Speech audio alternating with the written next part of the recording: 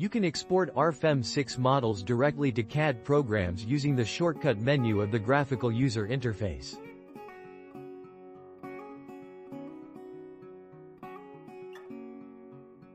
In this case, the lines of the current 3D scene are exported in compliance with the specified visibilities.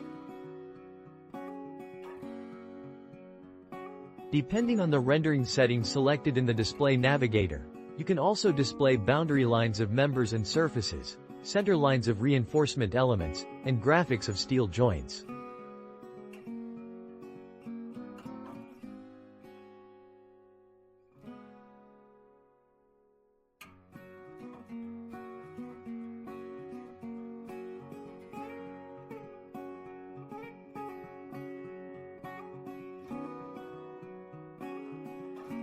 The file can then be opened and edited in CAD programs, such as AutoCAD.